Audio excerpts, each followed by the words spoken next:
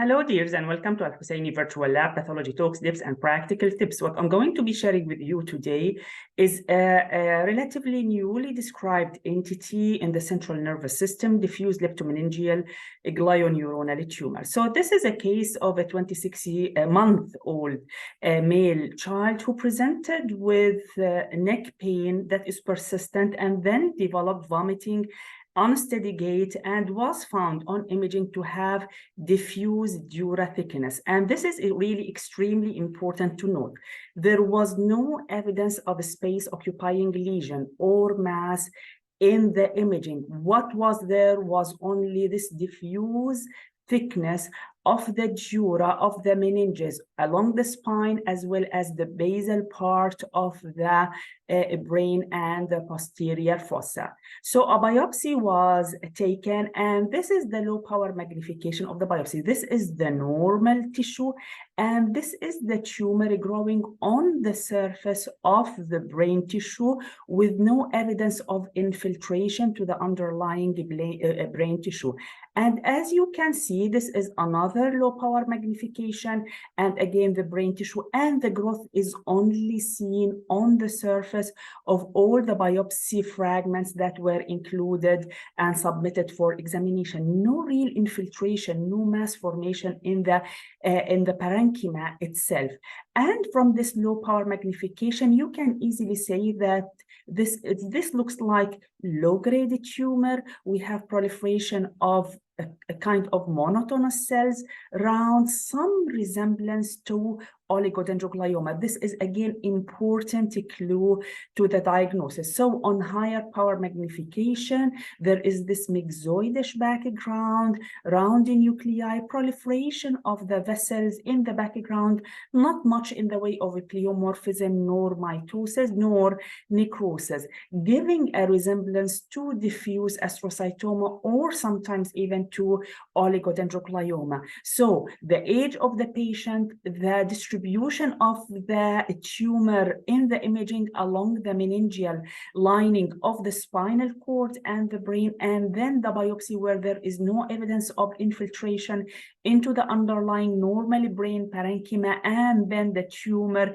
showing this monomorphous appearance or monotonous appearance with regular nuclei, not much in the way of mitosis or pleomorphism, some resemblance to oligodendroglioma. These are all important clues to the diagnosis. Now, the GFAP in this case was positive in the tumor cells, and these are the tumor cells. Now, usually something like 50% of cases are usually negative. So the negative staining with GFAP does not rule out the diagnosis. But what is important is OLIG2. OLIG2 is the most consistent reported glial immunohistochemistry in this type of the tumor. And as you can see, this is only growing on the surface of the brain. It's not really infiltrating into the underlying brain parenchyma. And then synaptophysin, typically again positive.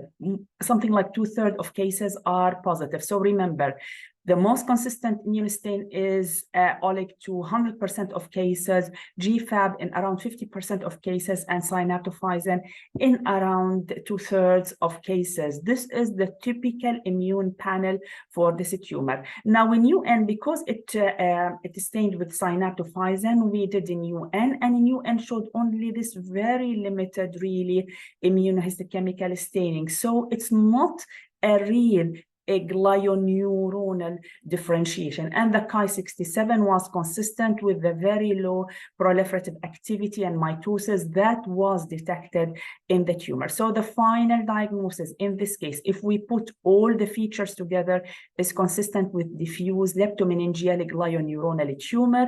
This tumor is considered a grade 2. Sometimes if it shows anaplastic features like increased mitosis, like microvascular proliferation or necrosis, then it can be upgraded to grade 3. It tends actually to recur. It's very difficult to control with chemotherapy.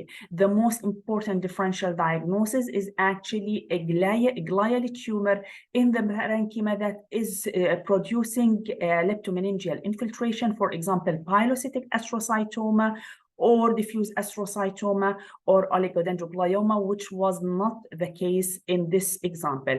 Now, this tumor typically harbors 1P loss, so this is typical for the diagnosis, confirmation by molecular testing, and it harbors the BRAF fusion, which is shared with pilocytic astrocytoma, but alone cannot establish the diagnosis. You have to put the clinical scenario, the radiology images, as well as the morphology, immunohistochemistry, and when available, molecular signature. Remember that this tumor is usually graded as a grade 2 because it tends to persist and recur and sometimes even progress. I hope you find this tip useful in your daily practice. Thank you.